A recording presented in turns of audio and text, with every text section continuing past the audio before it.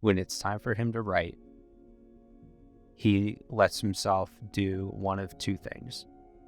The first is write. The second is do absolutely nothing. He can't scroll his phone. He can't hang out with his kid. He can't go for a walk. He can't, nothing. And he says, do write or do nothing.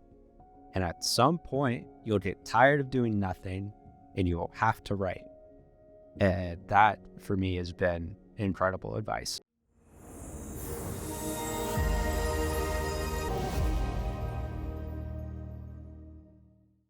Nathan, thank you for coming on the podcast. Really grateful and honored for you to be here. There was a time when we were going to do this initially, maybe like a month ago, and I have on top of my notes a near-death experience.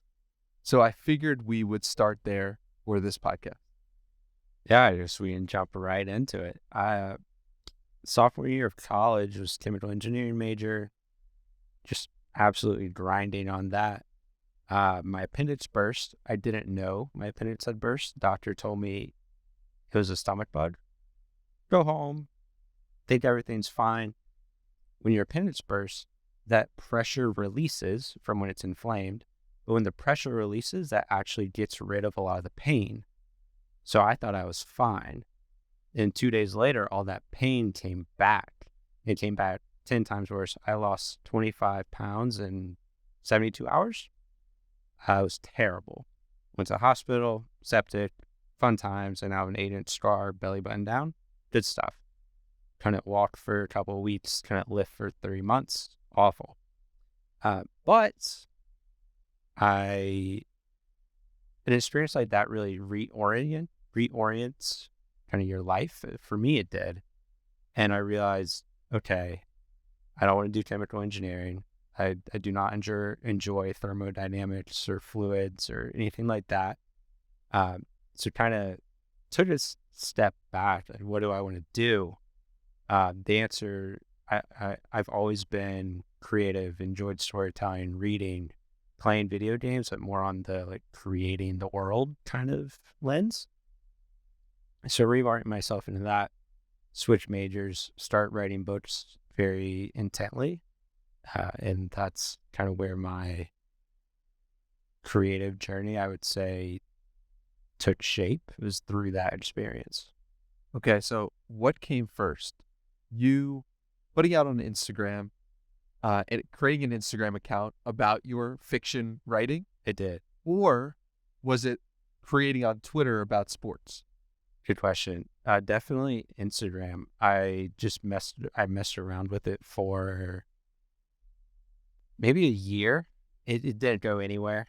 Now I have a friend of mine, Alex in Books on Instagram, I should actually tell him this story, but he is massive on Instagram for books, and that's what I wanted to do, but just couldn't get it to work that first time. But tried it, and I think that failure eventually led to more success on Twitter, on another platform, because I knew what didn't work and learned from that. When you say it didn't work, like, what does that mean exactly? And how did you judge whether or not your experiment had been successful or not? Great question. I looked at time input and then just output in terms of, was this driving any results I wanted it to? I wanted it to drive basically just eyeballs to what I was working on and to inspire people to become authors, things like that. Great goal, just didn't work. Did it for 6-7 months, no traction whatsoever, maybe like 1,000 followers. And to me, the time input to get there was not worth it. So I stopped that. It was also just taking a ton of time, and I needed to just write instead. That was the more valuable thing to do. And then how long after that experiment fails do you go to start posting on Twitter? It was 3 years. 3 years. Wow. Yeah. Holy smokes. What were you doing in the 3-year time frame? Enjoying senior year of college, and then I went into consulting after school, and also working on fiction the entire time. Okay. So a lot of people are in this situation where they're doing something. Would you consider what you're doing with consulting not creative work? Yes, because I knew there was a specific route that I could follow to be successful. And I had seen that route done by other people over and over. And I knew that if I just did what they did, I'd have a good career in consulting. And to me, that is innately not creative. So that's what I was trying to get at, which is like a lot of people are doing something that they don't consider creative and they're not enjoying that. And maybe they're listening to this podcast as a way to help spur them towards a life of more creativity. So I guess what path could you offer to illustrate that possibility? Your friend, Zach, how do you say his last name? Pograb? I just realized or figured out how to say his last name very recently. He had to correct me because I said it so many times wrong on this podcast. Zach Pograb. Shout out Zach, yeah. He talks about obsession. He's obsessed with obsession. It's very meta. And I think he's very much onto something. Figure out what you are obsessed with. For me, that is storytelling. How do I, and when I say storytelling, I'm specifically talking fiction. But I'm also fascinated with studying, other realms of storytelling, whether that's through entrepreneurship, through nonfiction, through TikTok videos, through YouTube videos, so many different avenues for storytelling. But for me, when I say it, I'm mainly talking fiction. That's what I'm obsessed with. So then it's follow that obsession, follow that curiosity, and see where it leads you. And when I say follow, I mean like sit down and write about it and see what comes out. And you'll surprise yourself. I surprise myself all the time just by sitting down and writing about what I'm obsessed with. It's interesting because if a lot of people looked from the outside in at your Twitter over the past 2 years, they wouldn't say this guy's obsessed with fiction specifically. Yeah. So how do you reconcile that when the content that you're putting out is so helpful? It's about creativity, it's about storytelling, but there hasn't been a real focus on fiction writing specifically. And you're telling me you're spending so much time thinking about that? Yeah. Like, how do you think about that? I look for the overlap in different places. So when I see Steve Jobs has this great video where it's the iPhone product launch, and there's so many things that he does that are applicable to fiction. So he starts with, you always hear about hooks. He starts with an amazing hook. He includes humor. He prank calls Starbucks in front of a 4,000 person audience. Who does that? That's an amazing storytelling technique to bring in humor to a very serious product launch to hundreds of thousands of people. He knows that many people are watching this, and yet he brings in humor. How do you do that in fiction also? Lightens mood, lightens everything. So I'm always looking for overlaps between, different, you call it categories, and how they might apply to fiction. That's what I look for.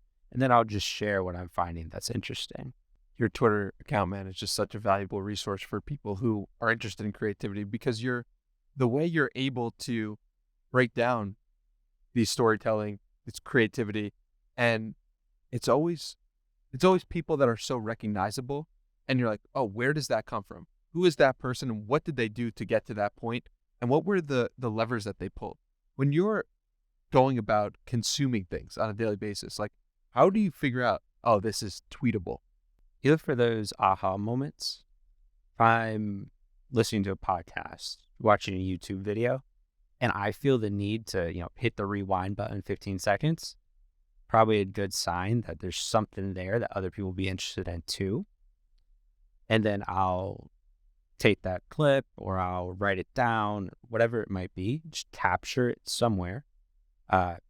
There's this idea that the best storytellers are not better at storytelling than anybody else, but they are better at capturing their ideas when they happen, and then they can go back and look at them. I believe it's James Clear. I don't want to, if it's somebody else, I apologize. But I think it's James Clear who said that, and it's so true. You have to capture your own ideas. So for me, I have an Apple Notes, and we'll just jot it down in there if I'm on my phone. If from my computer, it goes in Notion. And how does story logging play a part in that? Good question. Matthew Dix, who wrote Storyworthy, it's one of the best books you could read on storytelling, has this idea called Homework for Life, where each day you take a few minutes and write down one story that happened to you that day. So for today, for example, I might write about this podcast. We had some mic issues before we started recording. It was kind of funny. The guy came over. He had just been in the sauna. He's fixing our mics shirtless. That's a great story. There's something there. I'll probably write that down as a story for the day. And you do that consistently. I try to do it every day, almost a day here and there. But over time, you don't just have the one story per day. You start to connect, oh, this happened last June. How does that relate to this thing that happened, that September as well?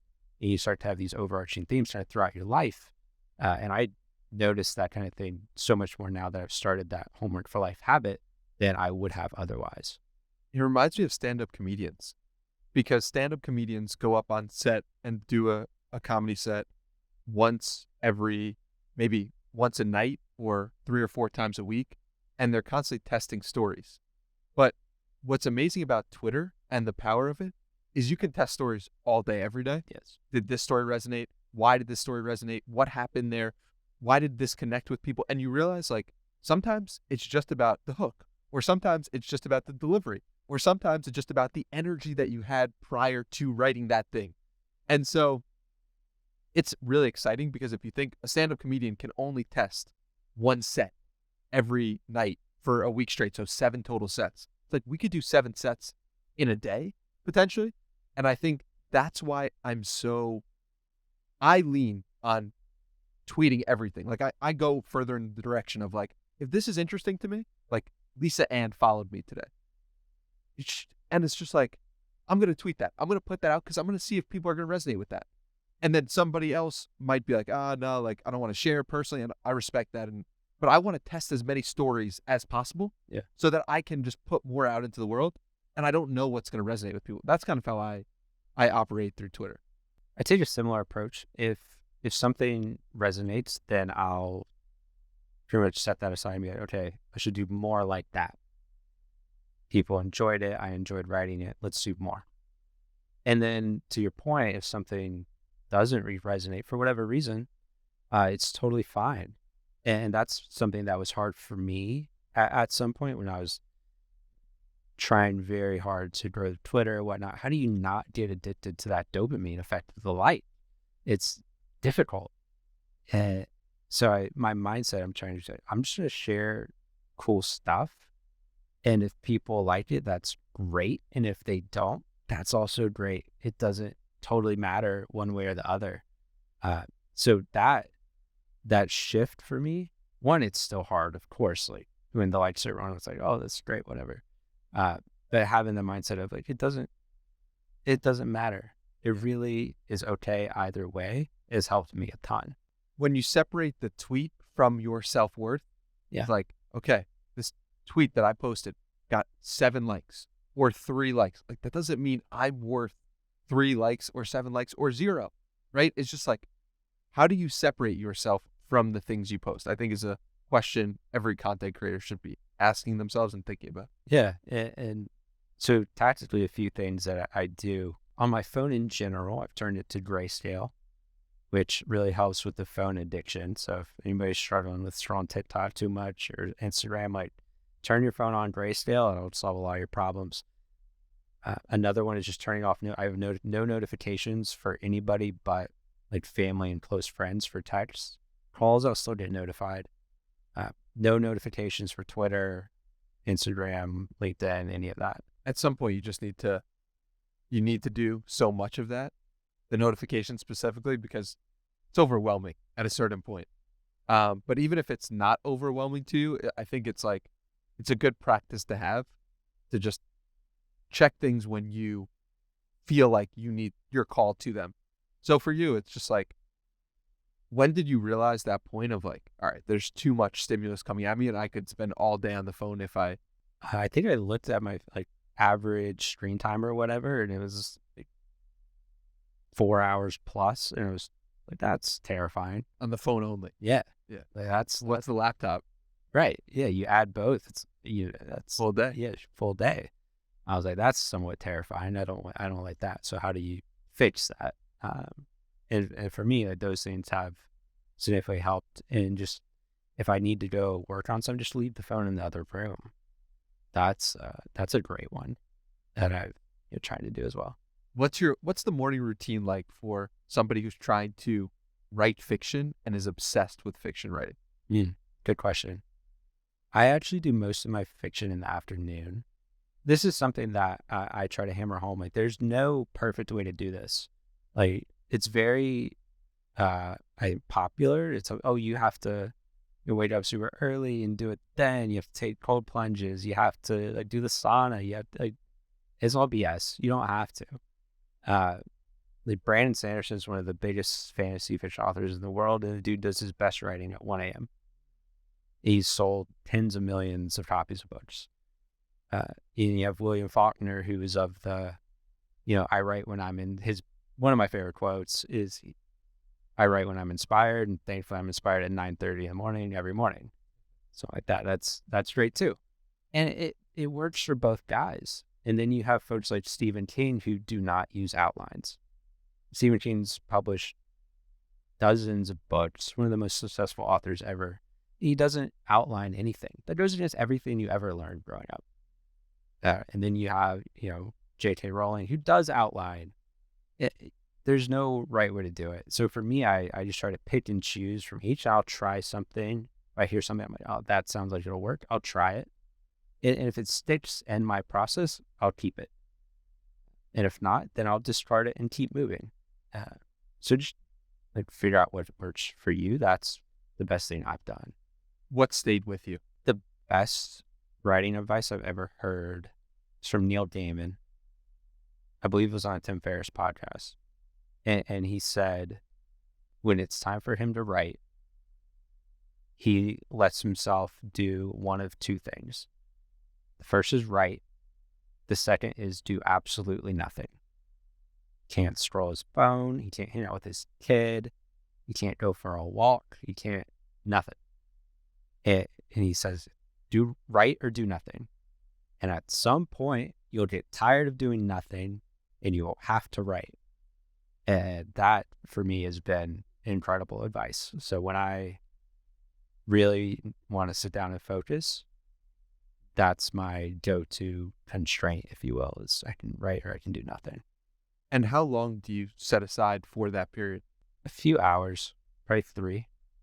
I find that the first hour is slow. My brain takes a little while to get going or whatever. And so that first hour, I don't get out a ton of work. But hours 2 to like the second hour and that next half hour, I'm in flow at that point, and the words are coming out, and I'm just going for it. I have an outline, so I'll follow the outline unless the characters take me somewhere else. I'm open to that, but at sometimes you have to just like kind of slap them back into the outline, I've found. So 1 hour of maybe not that productive work, 1 hour, at 1 hour, hour 45 of kind of flow state.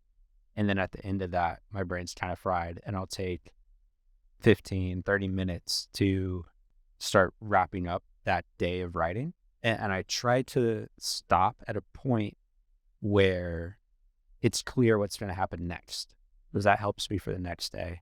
And that's an idea that came, a very popular idea, I think originated from Hemingway, that a lot of authors do now. And I found that's a great way to like prevent writer's block.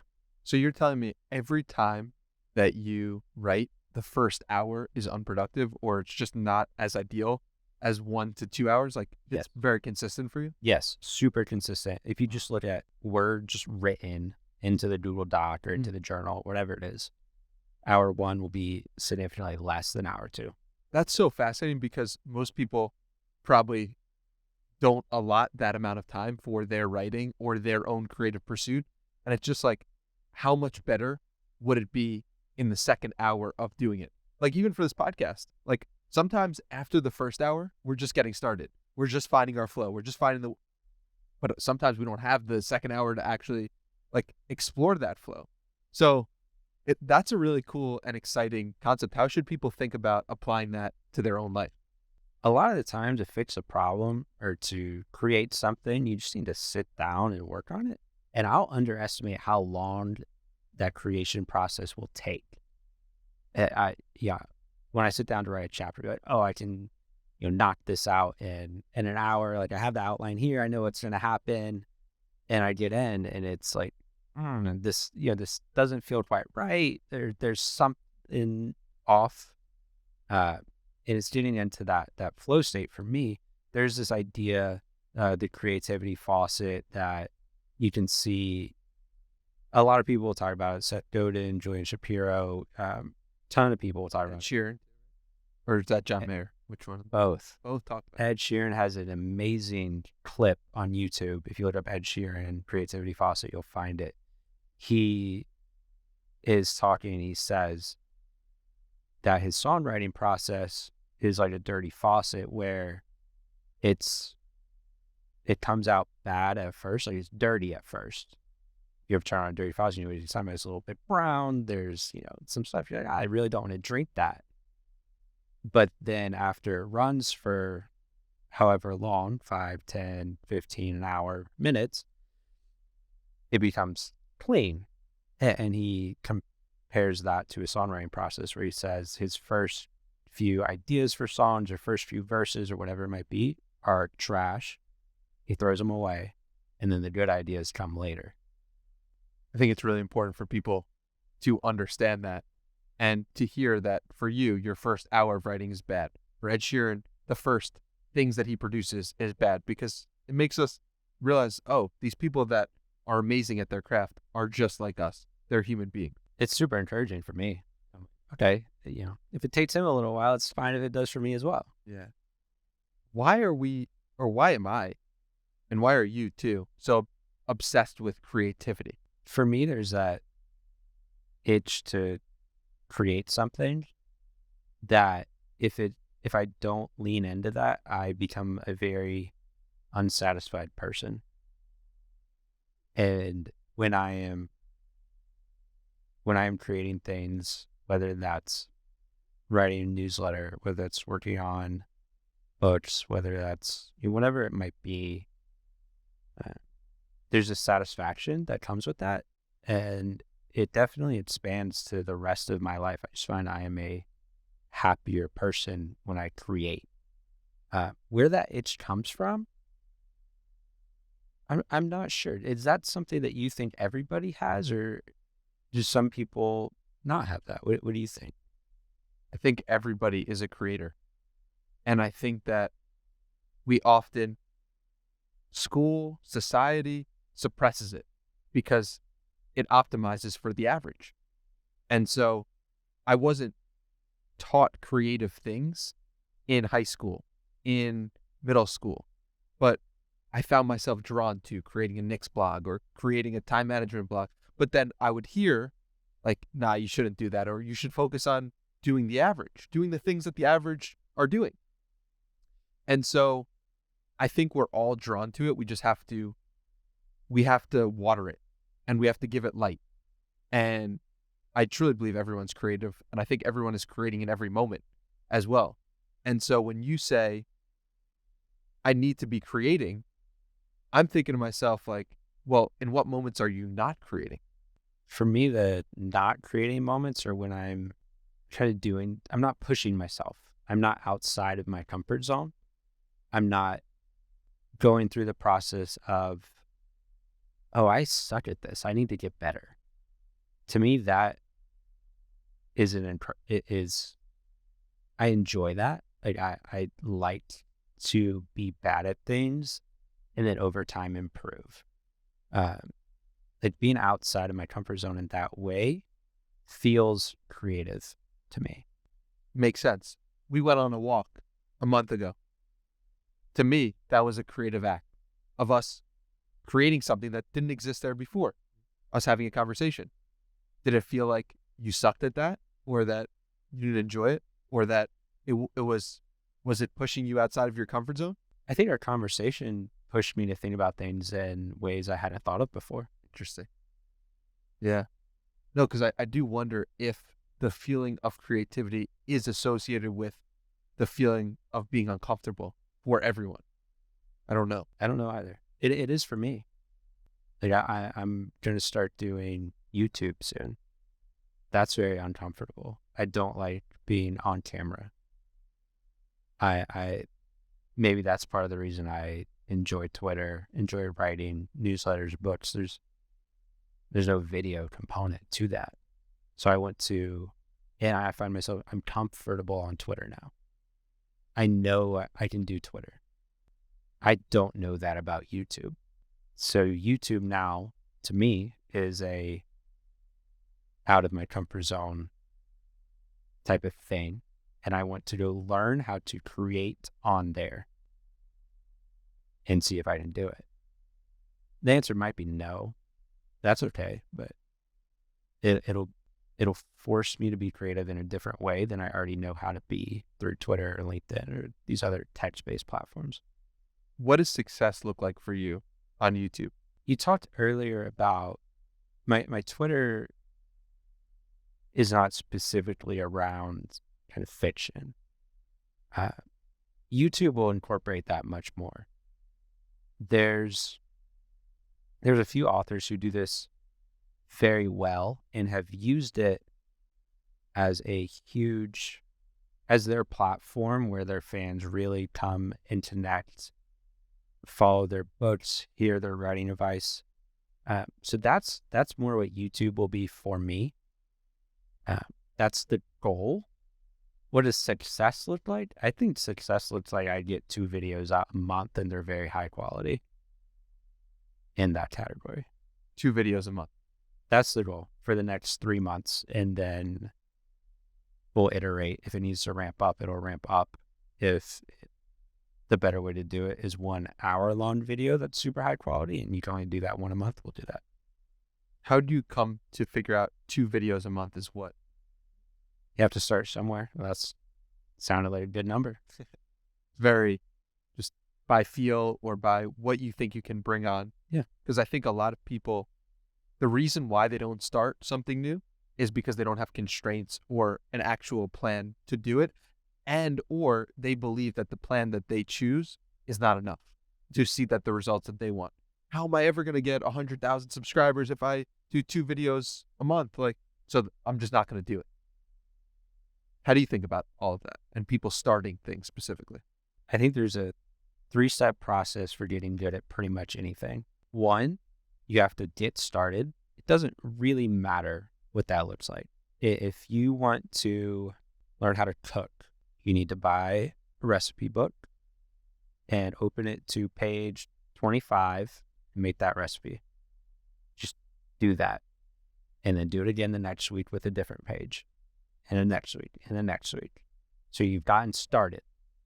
The next step is getting consistent. So that's that weekly at some time frame that'll push you enough that it's considered consistent. Probably not yearly, monthly, sometimes will work. I tend to go with weekly or biweekly. And then the third is you finally get good at it after doing it for months at a time. So you get started, you get consistent, and then eventually you get good at it. And I think that's it. And that's my process for Twitter. It has worked so far, and I'm going to do the same thing for YouTube. Where are you on that spectrum with fiction writing? Consistent. I'm improving. I can see myself improving. For context, I've written 3 books on number 4. Each successive book gets better in different ways, but then at the same time, they each suck for different reasons. So it's figuring out what those reasons are and correcting them for the next one. And maybe I'll go back and revisit those characters at some point from these initial books, because there are some compelling things there where if I take book 1 and I apply everything I've learned in the past 6 years, it will hopefully be a better book. How do you figure out what improvement looks like when you're doing a creative act? Good question. I think there's a couple different ways to look at this. Twitter and any social media platform are great because they give you instant feedback loops, which used to be rare and now they're very common. I can post a tweet, and if it's something that I spend a lot of time on and I want it to perform well, I'll know within 30 minutes if it's going to perform well. I'll know within 5 minutes if it's going to perform well. But is good performance equivalent to a quality creative act? Good question. Sometimes I think the answer is yes, and sometimes the answer is no. Mr. Beast has this great thing that I've tried to, the algorithm, he says, is just people. And he's right. Like, that's the way I try to think about it. There are, one person is on the other side of the screen reading what I'm writing, or reading or watching the video, or listening to this podcast, whatever it might be. So there is definitely a measure of success in, does that person enjoy it? Does that person enjoy it enough to share it? And I think it'd be somewhat silly to say there's not. Like with this podcast, I would hope that you do such a good job, the quality is so high. A measure of success kind of has to be downloads. Do people share it with their friends? Do they share on their socials? Do they come back and listen to another episode? Those are such interesting metrics. I don't know if you're able to track them very well. But to me, that's a measure of success.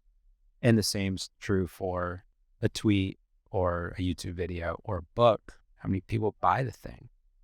But at the same time, you can't get addicted to that instant feedback loop. That's what I think the danger is it is a measure of success, but you can't just chase that dopamine effect. Here's the thing as well. Somebody sharing or liking something is different at different times. For example, there's a lot of people who have no idea that you exist, but let's say in 10 years, you go on to be this incredible fiction author that's known worldwide. That is going to inherently make this podcast more valuable, more shareable, more interesting, more insightful, because not only did he build a Twitter audience now of 200,000 people and a newsletter of 50,000 people, which is super cool to me, and I'm super fascinated by it, but it's what happens if millions of people start reading your books and have read your books by the time that they're watching this 10 years from now?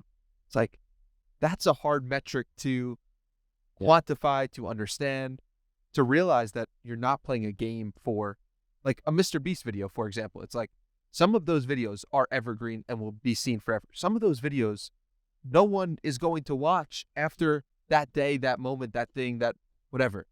And so I'm personally trying to create videos for 2030 or 2040 or 2050. And that's difficult to do in the present moment. It's hard to tell if it's actually getting better, but I'm curious what you think from all that. One thing that I enjoy about books that is so different from Twitter or YouTube or whatever, there is no immediate feedback loop. I will sit there for hours at a time, for months at a time, and write a first draft.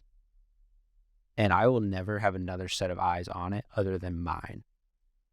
And part of the times I'm like, damn, this is good. I'm onto something. And part of the times I'm like, oh, this kind of sucks. And it's that back and forth with myself. And I think it's very healthy for me because these social media platforms provide that feedback loop so quick.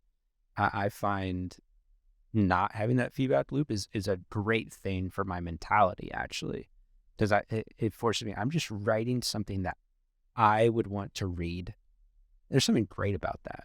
The longer it takes to create something, often the more thought that goes into it and the more staying power it has for a longer time horizon. Not always the case. There's some, songs that get created in 3 minutes just because the person is in the perfect state of mind or the right frame.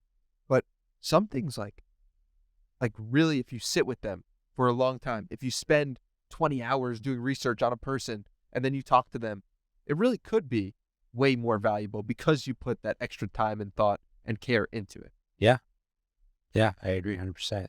I'm curious what you think about this. When you're looking into somebody's background, who's coming on the podcast, doing that kind of extra bit of research that maybe not everybody does, is there something specific that you look for or that you want to create in that conversation? I'm aiming to help somebody understand themselves better. That is the measure of success.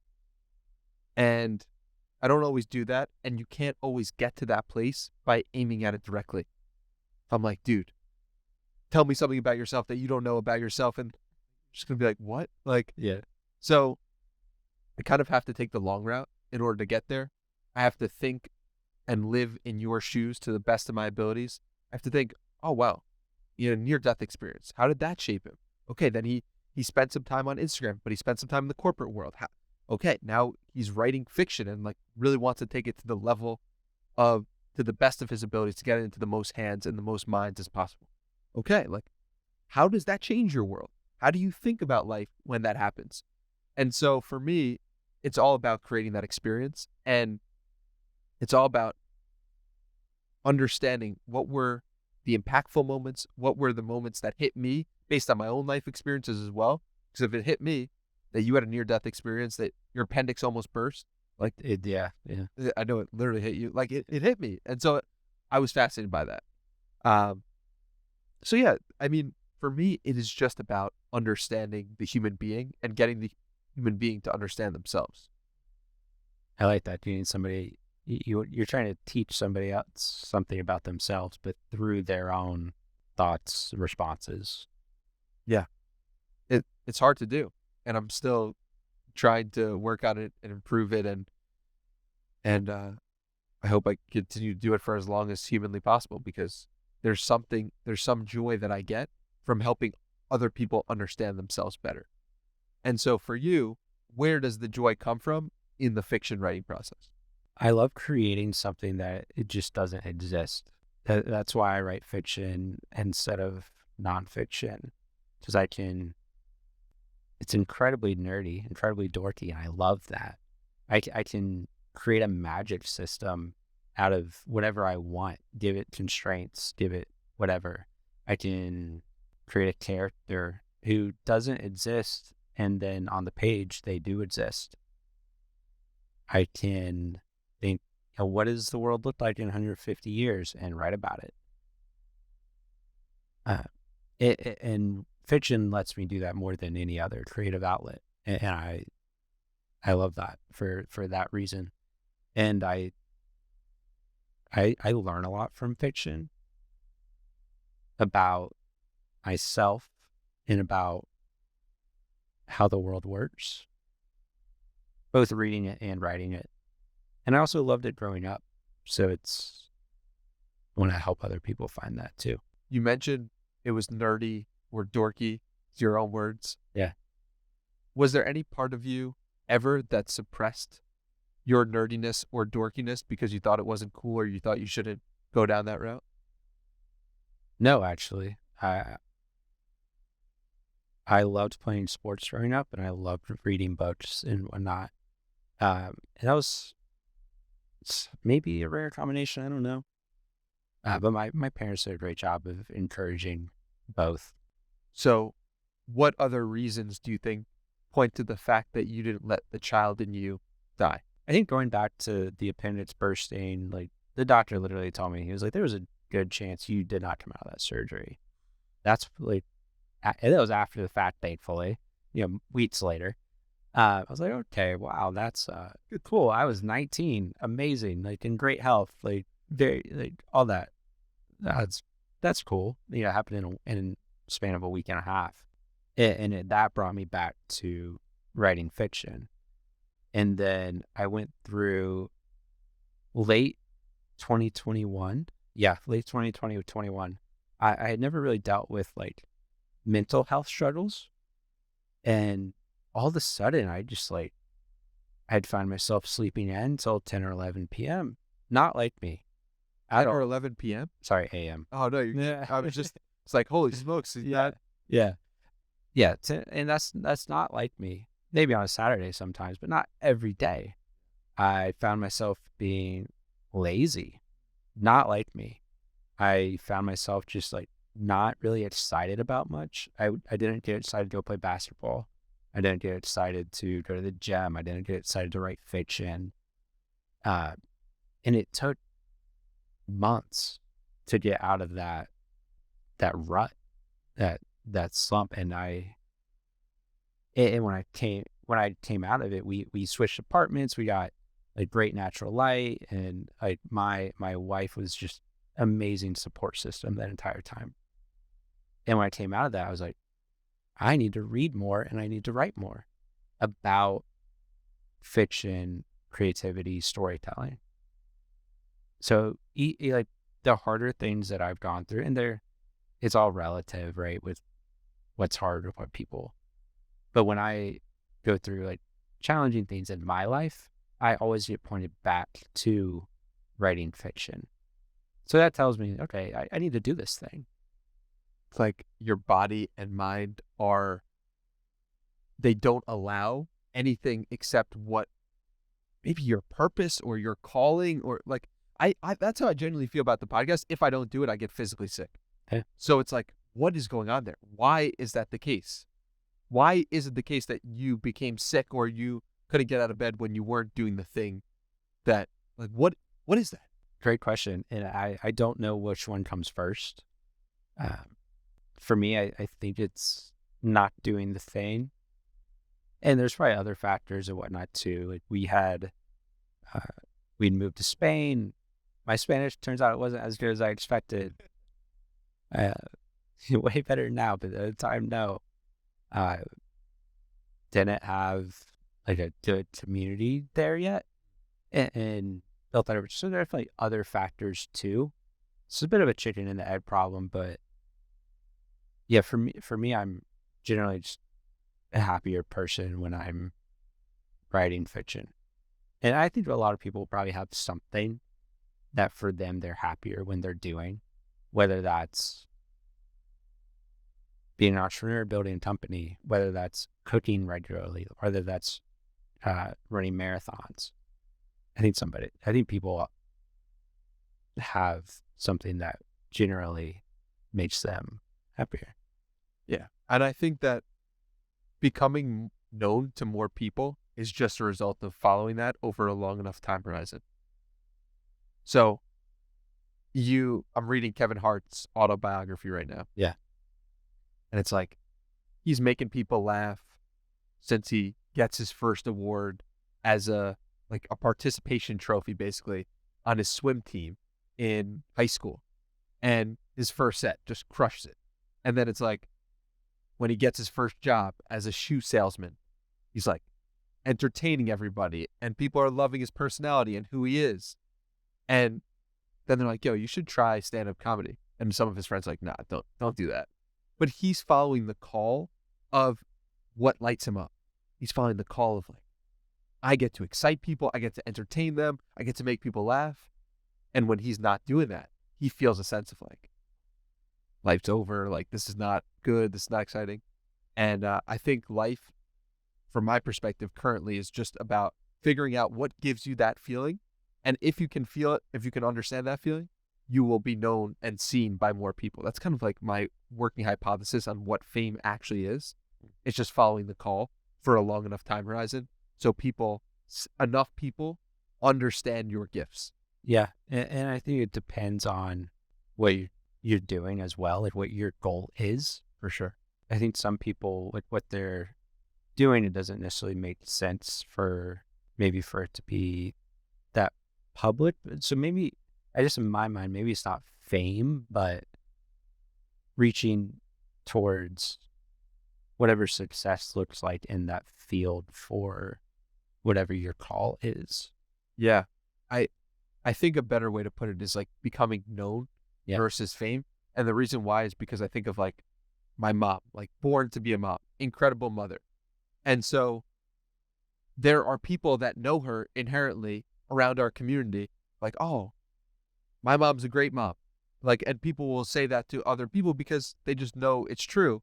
So she's known in the community as a great mom. And so I think that's a good point because like play that scenario out. Like maybe she starts writing books and like helps people from that perspective. And she could take it that way if she wanted to. But when you do the thing that is calling to you, you inherently, people want to share that because what you're doing inherently is creating great experiences for people, right? It's like, if you create great experiences, we share great experiences. Where do great experiences come from? Great experiences come from you following your own calling, your own intuition, your own understanding. Yeah, that's a great way to put it. Be known for that thing. Larry King once said that he didn't figure anything out while he was talking. And that is probably the one thing that I disagree with him about, because I just figured that out from talking to you. Yeah, talking and writing, those are the things where I figure things out. Yeah. So take me through the process of a book is a daunting thing. Oh, yeah. You've done it 3 times now. So like, how do you know when you're done? How do you know when you start? How do you know like to keep going? That's one of the big things I changed after book 1. When I started book 1, I knew I wanted to write a book. So I started writing a book. No outline, no nothing. Just like, all right, I'm just going to write the book. And then like 75,000 words later, I realized I have no idea how this ends. So I had to come up, and I knew like for the genre that I was writing, there's kind of a recommended word count. So I was like, okay, around, between 75,000 and 90,000 words, this thing needs to have an ending. So that was a nice constraint. I was like, all right, it's got to end. And then I had to figure out how it ends. And for me, that was a terrible way to do it. And now I actually will think through the ending first, and then everything else more naturally funnels to it after I come up with the ending. So it keeps your plot tighter. It keeps your characters on point. I know how to foreshadow different things where the other way I did not. So yeah, starting with the end, huge for me. And then how do you know when to start? What do you mean? Like, how do you know, like, all right, there's a book that has to be written, and this is a story that I want to devote a long time? Because when you have an idea in your head for 90,000 words, that's like a lot of hours, actual hours that you're devoting to this story. I'm sure you've had more than 3 ideas for books to create. How do you like, all right, this is the one that I'm going to pick? So when I finished book 3 a couple of weeks ago. So when I finish a book, I'm like, okay, I need to start another book. That's part of it. Because to me, the longer I wait between things, the harder it is to get back going. There's that, Stephen Pressfield has the idea of resistance. For me, that's a piece of resistance, is just getting started on something else. Because there's that, I want to take a break. Well, that took a long time, and there's no tangible benefit. I'm not getting paid for it. Nobody's reading it. Like, yeah, that's hard.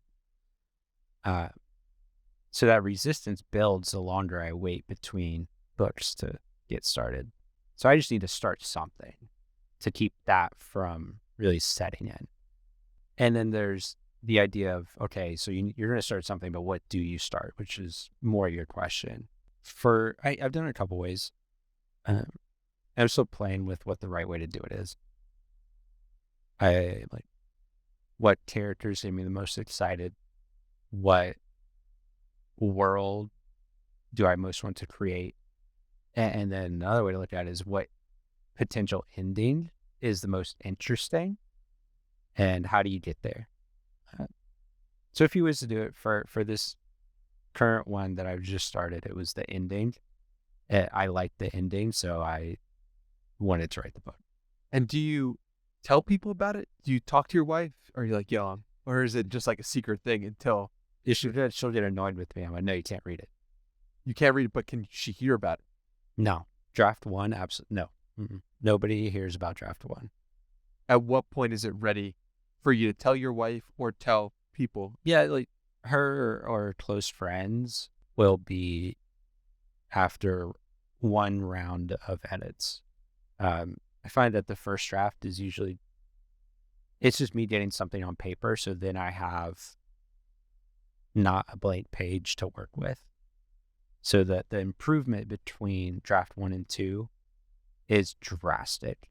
And that's an idea that Stephen King has one of the best books to help with writing, on writing. On Writing, it's called, by Stephen King. Fantastic. And one of his big ideas for himself is that like you write the first draft with the door shut and you write the second with the door open. And to me, that stuck with me, and I've found it helpful because if I'm writing something and I think it sucks, it's hard to show people. But if I'm writing something and I think it sucks, it's much easier just to get it done, not show anybody, and wait for a round of edits. I wanted to talk to you about how taste is the most important thing because of our friend Billy. You're friends with Billy, right? He's great. Billy Oppenheimer. We are going to link down below his piece that he wrote on AI because Have you had Billy on the podcast? he's coming on Sunday. Is he talking about?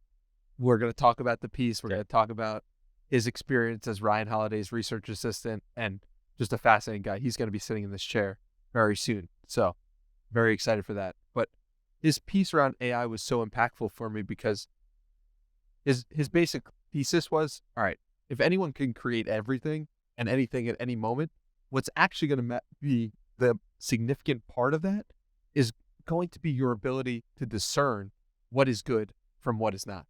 Your taste is so important. And you have incredible taste. If I look at what's on your Twitter, if I look at the things that you're interested in, I'm just like, oh, Nathan's got great taste. So what goes into creating great taste? One, thank you. Two, I've never thought about it. I will plug Billy's piece. If you hadn't read it, it's super good.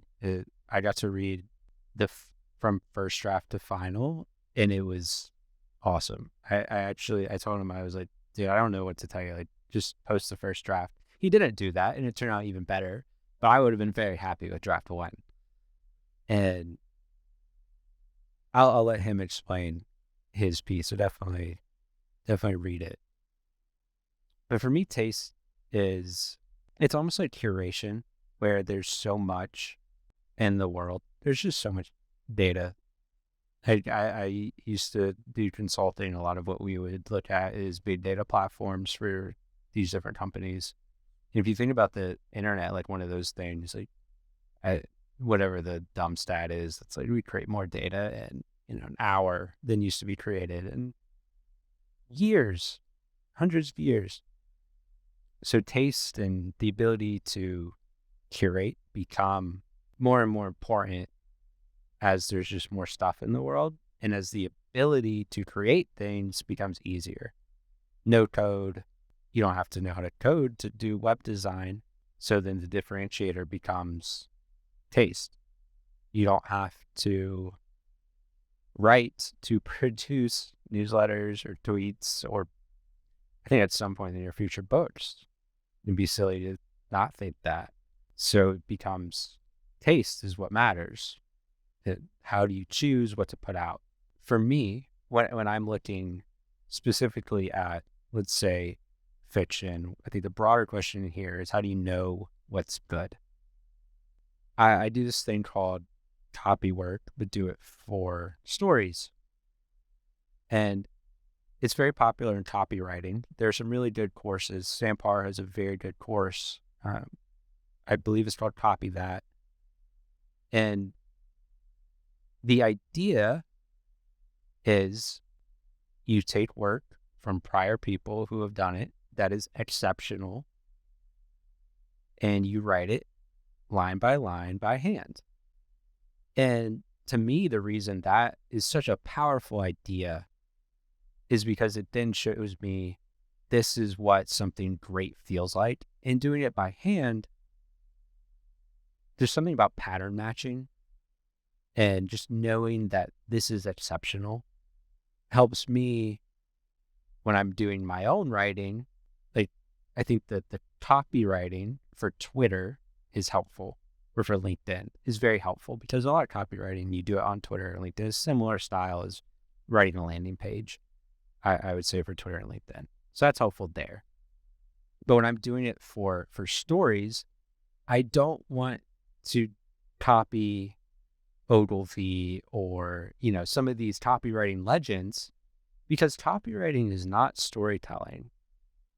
I think a lot of marketers would argue with me And I think there you can incorporate storytelling techniques into copywriting for sure, but it's not a one-to-one. And if I find myself writing too much for Twitter or doing too much copywriting or doing copy work on too many things that are not fiction, my fiction suffers.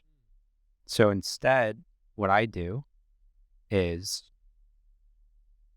if I read something and I'm like, oh, that was great, I'll mark it and I'll come back to it and I just copy that passage by hand in my notebook.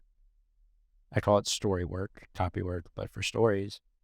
And that helps me know with fiction, okay, Neil Gaiman did it this way in his book, American Gods, or his book, Stardust. Those are exceptional books. These passages within them specifically caught my eye. I wanted to read them again. I thought they were so good for whatever reason. And then copying them down by hand, it's like you see the actual techniques that he's using. And then it's easier for me to use those techniques in my own work. But what is that inside of you that goes, that's great? I think everybody probably has something like that. It's the being aware of it when I'm reading. That's important. And the quick, I'm going to fold the top of this page down and come back to it. Or I'm going to write this down in the journal. Okay. Mistborn, Brandon Sanderson, page 151 is great for these reasons. And then I come back and I'll do copy work with it. So I just trying to be aware of what catches your eye. And I've found that the more I do it, the more I look to highlight things that are great, the more I notice them. So I think it's an awareness. It's mainly an awareness thing. And if you try to notice things that are great with whatever you want to do, then you're better at it. If you want to learn how to cook, the best way to do it is probably to go on YouTube and just do exactly what the person on the street is doing. And then after a few tries of that, you can add your own spice to it. It just hit me for the first time that a good indicator of what you think is great is if you want to share that thing or tell somebody about that thing. It's like, oh, this meal was great. You have to try it. Well, if you go further than that, it's like, I have to prepare it. If you go further than that, it's like, how did the chef prepare it? If you go further than that, it's like, I want to copy the chef preparing it. Yeah. And then that copying of the chef preparing it shows you, oh, these are the techniques. How do I apply that to a different dish? And so when you think about sharing, like that's the indicator. And I think what's so fascinating about the people who create stuff, creating podcasts or creating art or creating fiction writing, is that those people are the biggest fans of the thing. It's like normally the case where if you have a writer, they are a writer because they've been fascinated by the people who have caught their attention and caught their eyes as writers. It's a cool concept, cool insight that I've never considered before. Yeah, that's great. And for me, that's why I love talking about storytelling. And usually it's fiction that catches my eye. You're totally right. But it can come from other places. You had Morgan Housel on. Psychology of Money, his book, fantastic. He tells so many stories in it. And I love that. And I think that's one of the reasons his book has resonated with so many people. It's all about stories. Every chapter that Morgan talks about is a story in some respect. And that's the super cool part of what makes his book different. We've both noticed independently the same thing happening. Nonfiction writers are going to fiction. And you are another example of that. We spoke about that before we hit record, because that's what's fascinating to us right now as on the edge of nonfiction and fiction. But what is going on there? Why is that happening? And why is fiction grasping people who previously did nonfiction for so long? Yeah, I'll say a few names who I've seen, and these are, if you're on Twitter, you'll probably recognize them. If not, then you might have no idea who these people are. Thomas Frank, who It's also been on YouTube, has started talking about fiction more. Mario Gabrielli, who writes Generalist, a great newsletter for entrepreneurship, venture capital. Nicholas Cole, great writer, runs Ship 30. All these people have started to talk about fiction. And to me, that's super interesting because I'm like, this is the thing that I mainly care about. And these folks are so successful in these other fields, whatever they've done, and now they're interested in fiction. Tim Ferriss. Nat Eliason. Yeah. So it's what about it is like drawing them in. And I think it's the ability to come at topics from just wild angles that you don't necessarily have the opportunity to do in other places. I think it's fiction lets you explore the future better than a lot of things do. Satellites were first talked about in fiction. Andy Weir's The Martian. I don't know how much longer that'll be fiction. It could definitely, happen in, next 15, 20 years that people are on the moon, and it looks a lot more like nonfiction than it does fiction. I think that gets people interested. I think Reach. You mentioned it before we came on, but a subset of people is going to be interested in the nonfiction, and then another subset of people is going to be interested in the fiction. There may not be a ton of overlap there, so it's the ability to connect with a brand new audience. The ability to dream really stuck out to me because so much of what is written about in fiction work is things that actually come to fruition and the ability to imagine. And our ability to imagine leads us to create worlds for ourselves in every moment. It's like you're not living the life you want. Maybe your ability to imagine a better world isn't coming to your head or mind or heart in this moment. And so really what I think fiction does as somebody who doesn't read fiction or write fiction, from the outside looking in, fiction allows you to get better at imagining a different world, imagining more possibility. It does. One interesting note on that, I've gotten to speak with some successful fiction writers, and they will often talk about like different aspects of it. And there's at its core, there's kind of three: character, there's plot, and there's setting. And the more you can interweave those, have them affect one another, the better. But I often ask them, which is the most important, which is the least important. Setting, they have all said setting is the least important. The most important is character, and then what happens to the character, which makes sense because that's what we relate to. Dude, it's so weird because I just thought about that in the realm of real life, where it's like where you are is a lot less important than how you are showing up in the world. Yeah. That's a huge insight. I thought so too, because as somebody who loves to create these worlds, and I think that's really neat and interesting, it's a great reminder that no, it's the character and how the reader sees themselves in the character that can create something great within fiction. But on the point of setting, I can't help but notice in the character in my own story, moved to Austin, Texas, and so many great things have happened. Yeah. And I'm like, oh, wait, setting actually is important. So as much as I was showing up with 3 podcasts a week in New York, it's like when I came to Austin, it just like took a new level of significance. Was that Austin, or was that what Austin prompted of you? I'm not sure. But I know that the people here are just so in alignment with the people that I want to have on the show. People who it's normal to do what I'm doing, and it would be kind of odd if I wasn't, in a sense. And because of that, it has just pushed me towards the future that I want and helped me become the person that I want by living here, because the actions that I'm taking are being rewarded. We're in a gym. That's a podcast studio. That doesn't happen in New York. There are no gym/podcast studios. Two of your favorite things combined. Exactly. How has Austin played a role in the setting of your character? I enjoy being outside And Austin is it's very easy to be outside in Austin. Weather's usually great. I live downtown, so I can walk. There's a river that runs right through downtown. There's really nice trails all along it. Try to go for a walk there every day. For my kind of mindset, Austin's fantastic. It makes it easy for me to do things that I enjoy with people I enjoy being around. Simple, easy. Yeah. When we moved back, we were in Madrid, Spain for a while, and there were parts of that being in Europe that we loved. And one was getting to walk everywhere.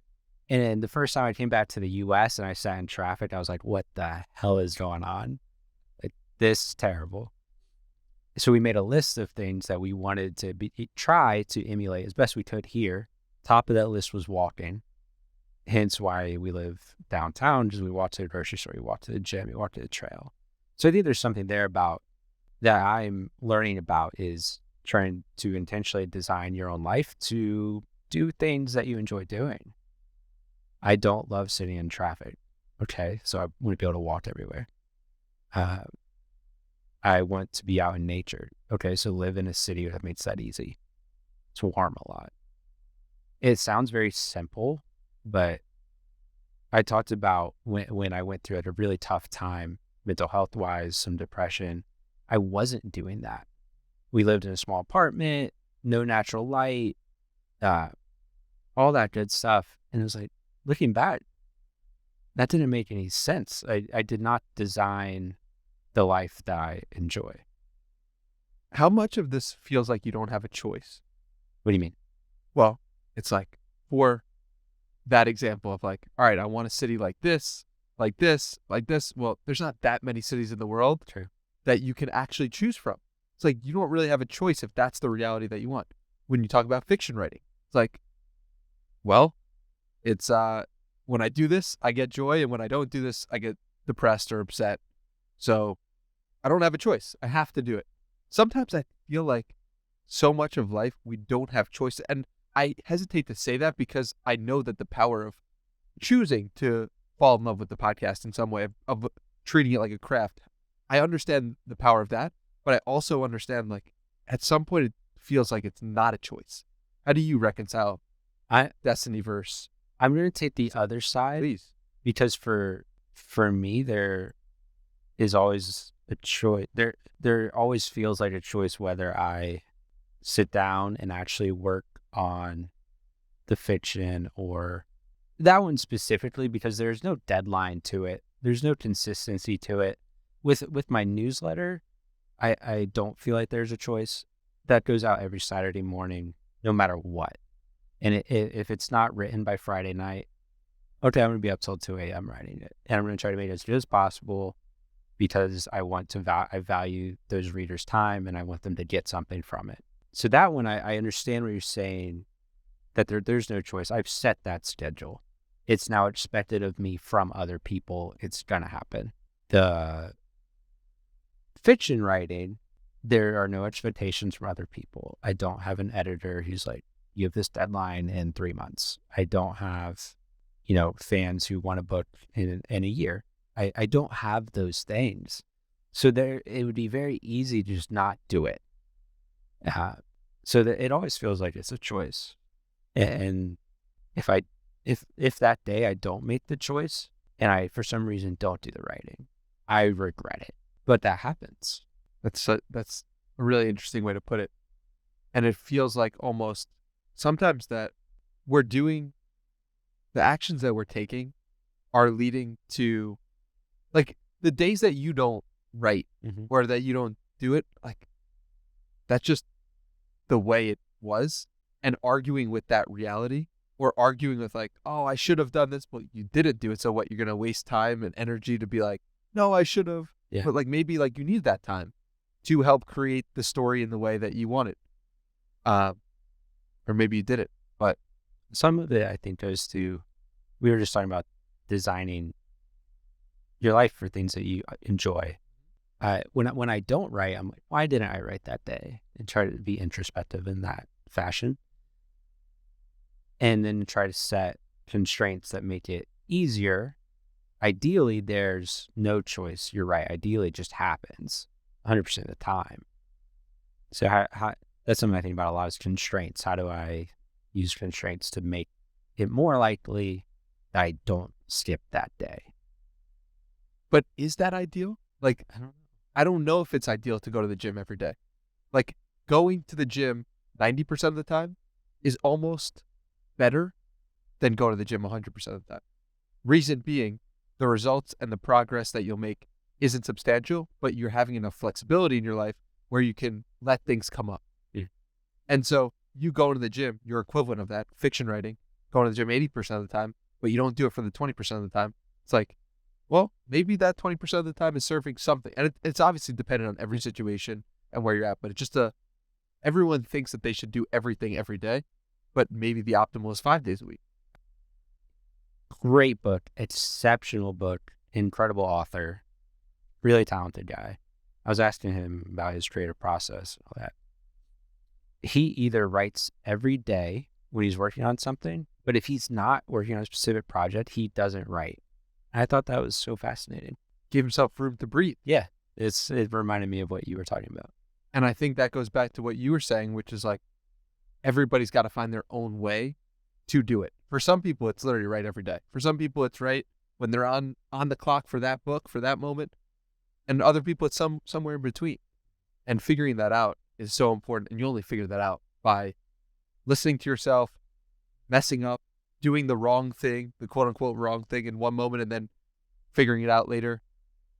Like, so much of it is just about time in the game, whatever game you're in.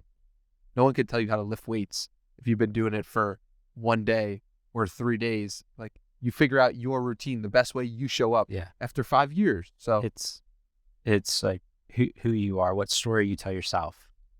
Like, are you a writer? I think of myself as a writer. What do writers do? They write. I would imagine you think of yourself as a podcaster. What do podcasters do? Okay. You do podcasts. So that's a powerful thing to me, and that just comes from habit.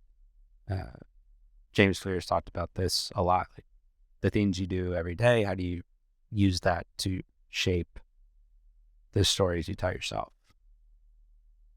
For your fiction writing, what type of story do you want to be known for telling? A lot of people will give you an answer around some kind of theme or whatever. I don't think about theme when I write. And I don't know if that's the right way to do it or not. Actually, one of the things they talk about a lot is they just get the story down and make it engaging and entertaining. And then they start to think about the themes and how do you add that in once it's 90-95% of the way there. So that's how I'm trying to take it. I want people to just enjoy it, be entertained. I want it to make them want to come back and read another book, whether it's mine or somebody else's. Perhaps a better question might be, what emotion do you want people to feel when they're done reading something you written? So that's a great question. Something I think about a lot with stories is what is your end goal? Because that should drive everything else, and it should also drive what emotions you try to bring out of your readers. Like, if I get to talk to some founders about their storytelling, and they, if they're talking to like a VC or something, they want them to be excited about what that future might look like. What is that future state that could be if whatever happens? For me, it varies by book, what emotion I want to elicit out of a reader. I think at the end of the day, there's a promise I make to a reader early on that you're not going to regret reading this book. You're going to want to come back and do another one. Brandon Sanderson talks about promise, progress, payoff. I want to give people that payoff throughout the book, but definitely at the end where damn, I'm glad I sat down and spent however many hours reading that. Optimizing for non-regrettable minutes. That's a great way to put it. Like Elon said, that's what he's aiming for with Twitter's usage, which is, it's like, how much better would our world be if the people who were creating things wanted people to not regret using them, consuming them, living in them at the end of it. Yeah. It's like so much, that sounds like an obvious thing. So much of our world is based on the inherent opposite truth. It's like, you eat certain food. Well, if you continue doing that for 50 years, you're not going to be in a better place. I remember like Super Bowl was recent and someone was talking about if you did everything in the commercials, you would be in a worse place. Well, that is optimizing for regrettable minutes and regrettable consumption. So there's an idea that I like a lot, where the hook, the promise that whatever is made and the first thing you see, whether it's the YouTube thumbnail, the first tweet on a Twitter thread, the back cover of the book that everybody reads, the cover of the book, whatever art is on there, that makes you want to read it. You see that first tweet in the thread, you're like, I want to read that. You see the cover of the book, I want to read that. YouTube thumbnail, I want to watch that. And then you click into it and it doesn't align, it doesn't deliver on the promise being made. That is clickbait. But if it delivers on the promise, it's high quality content. That's my, I think North Star would be, I want someone to just be glad they sat down and read my book. And your reputation with others is just based on, are you delivering on the promise that you're making to the reader, to the consumer, to the person? Yeah. Like, that is how we think about, oh, Mr. Beast, he delivered on his promise when I clicked that video over and over and over again. So I think of him in a high light. So I think that's a good way to put it. I want to talk to you about storytelling and specifically about your questions for storytelling, because I think these can be helpful for framing anything that anyone is creating ever. So 5 questions here. You can break them down. You can talk about how you came to these are the 5 questions and let's have some fun. First question is, who is your main character or characters? 2, what do they want? 3, why can't they get it? 4, how do they overcome? And 5, how do they change? I sat down with literally looking at the hero's journey, which is a storytelling framework, probably the most famous one, Joseph Campbell, Hero of 1,000 Faces. And I think oftentimes I'll talk with somebody and it comes across to me that they are too tied to a framework. One of 2 ways. They are either too tied to a framework. It has to be the 3-act structure. It has to follow the hero's journey to a T, or there is no structure whatsoever and anything can happen. And there are 15 different open loops, threads, whatever you want to call them, going on at the same time. And that is just overwhelming for the audience. So I wanted to, for myself,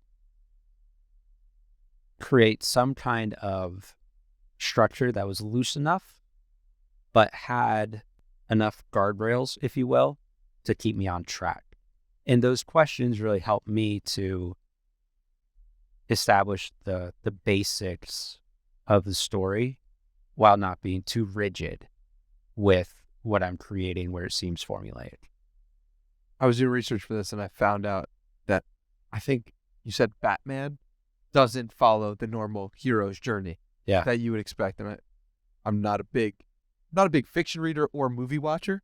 So this is like kind of playing in a different realm, but I was fascinated to hear that. Christopher Nolan in general goes against a lot, not goes against, but does different things. And you'll see with like Marvel, for example, with the Avengers, like almost everything is, you can look at the hero's journey. Star Wars, hero's journey. George Lucas talks about it a lot. He actually credits it with improving Star Wars. He didn't like where it was. He learned about the hero's journey, applied it to Star Wars, loved it. Turns out a lot of people did too. But Christopher Nolan doesn't use it as often. He does a bunch of different stuff. If you get really technical with Batman, it's it's a 3-act structure, but each of the 3 acts is actually there's like a half time, and each half is actually its own 3-act structure. You can get pretty technical with it, but the interesting thing to know is it doesn't follow that classic narrative style, and I think it probably made it much harder to pull off, but at the same time, rewarding that it did. And that there are some overlaps, but it doesn't do it near as much as many of the other famous movies or books. Did seeing that example make you more confident or more willing to try structures that weren't on the normal radars, or was it like, all right, like that's the exception to the rule proving the rule? It made me more willing to try different things. And it's similar on Twitter. Like if you're just starting on Twitter, you probably want to go find somebody who's great at Twitter and try to emulate their style, what they're doing, until you find your own style. And then when you do find your own style, and I'm nowhere near Christopher Nolan in terms of storytelling whatsoever. So I'm very much still on a little bit more structure is probably better, and a little bit less of that experimentation outside of those established structures or genre tropes, if you will. But to know that you can get good enough to break those molds and still see great commercial success, and to produce a movie that 15 years later is talked about as one of the best movies of probably the century, I would argue, with The Dark Knight. The performances by Christian Bale, Heath Ledger, amazing. It's cool. It's really cool to note that just because everyone thinks you should do it this way, you could do it a different way, and it could potentially work.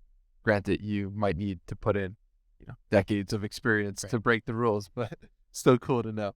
I'm curious, you spend so much time thinking about world building, and you've studied everyone who's built worlds successfully. And I'm lucky enough, I think you follow me on Twitter, and you're familiar with my world and Yes. what I'm building. What could I be doing better as a world builder of creating the podcast, creating the ecosystem? And feel free to be harsh and just throw me to the fucking wolves, because I'm very much an amateur in this game.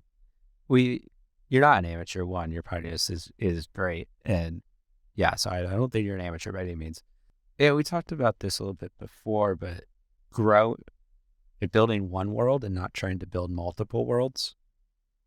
I think for you, Twitter is probably a great platform to contact guests and maybe book potential guests. So it's a very easy platform to DM people on and build that network.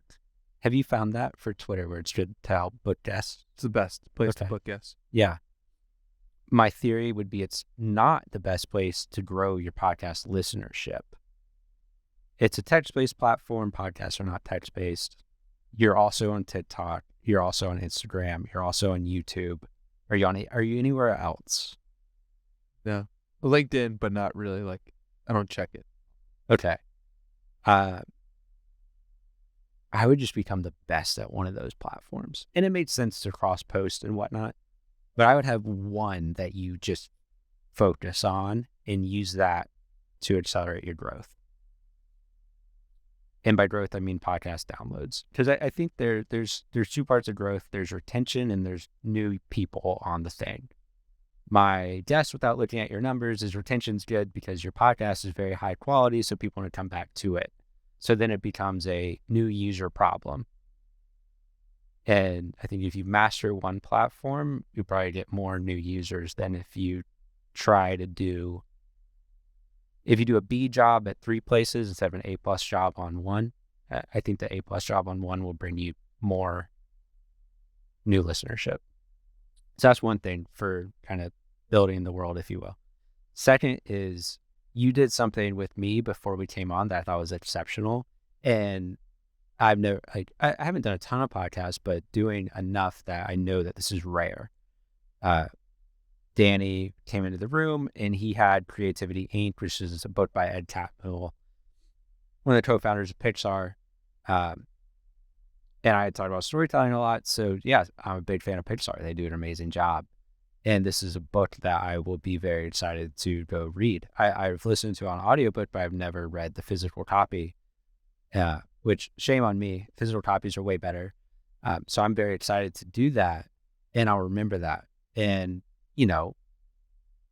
and however long, heck yeah, I want to come back and do this because it's fun. So I think you should do that with your guests and make that kind of a consistent thing, especially for in-person guests. But if you can, ship it to folks too, like, very cool. That'll make you stand out to your guest who, it is also important. It's what you talked about earlier. It's every time you do one of these interviews, it's somewhat of a call option on that person's future. And, you've had a good friend of mine, Jack Rains, on, I believe. I'm so bullish on what Jack does. Like what he does in the next 10 years, I have no idea, but it's going to be cool.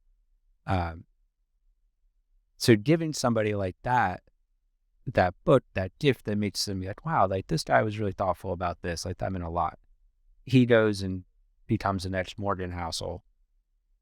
He'll, be happy to come back on the podcast and however long. Yeah, that's really helpful feedback. And it's about creating great experiences for people, the gift part of it. It's like, ask yourself at every stage of whatever you're doing, like when you're writing fiction, it's like, how can I make this an even better experience for the reader or for the person that I'm sending this to read a first draft? It's like, if we ask ourselves that, we create less regrettable minutes with our thing. And the problem with creating great experiences is it's often time consuming. You often have to put more thought into it. You often have to think more or prepare more. But from doing this podcast, every time I've done that, it's led to exceptional outcomes. And so I want to use this as a little push to help people create more great experiences in their own life. Yeah. I like to end these podcasts with a challenge. A challenge hopefully makes this a non-regrettable experience for the listener because they take something that they've listened to and then they actually do something with it in their own life if it is interesting and insightful and it connects with that person at a deep level. Like, you don't have to do every challenge. I do 12 of these podcasts a month, and if you're doing every challenge, like, maybe you're going crazy, I realize, but it's just like, maybe if it hits you at the right moment, at the right thing. So does a challenge come to mind from everything we spoke about or something we haven't covered yet? Go read some fiction. It's tempting to read a ton of business books, to read a ton about psychology. I challenge you to go read some fiction and just open your mind to learning more from that. A few books I would recommend for learning what you can learn from them. Dune by Frank Herbert. I think it's some of the best world building I've ever read. So if you're interested in like how to fully put together a world and what the heck that even means, read Dune. Ender's Game, Orson Scott Card, How to Win, How to Compete. Those would be my two that I recommend most for people wanting to get into fiction. For those are both a little bit older. For something more recent, Red Rising is very good. It's somewhat like Hunger Games, but space opera version. And let's give one more recent one. I'll give two. If you're looking for something massive, really time consuming, but one of the best books you'll ever read, Way of Kings by Brandon Sanderson. Something shorter, Salt to the Sea by Ruta Sepetys is a World War II book. Very poetic, very lyrical. One of the books that has just like the most beautiful writing that I've read in a long time. I'm going to include links to all those below so people can check them out and just click them very easily on Amazon.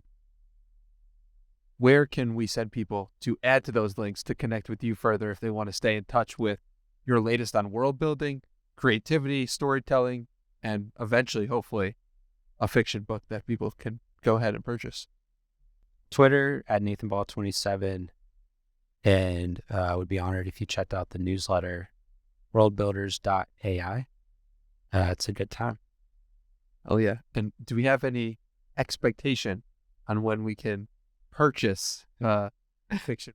No, the process is, we would have to do a whole nother episode to talk through the publishing process for fiction, the differences with nonfiction. It's who knows? It could be a year if I self-publish. It could be 3 to 5 if I go the traditional route.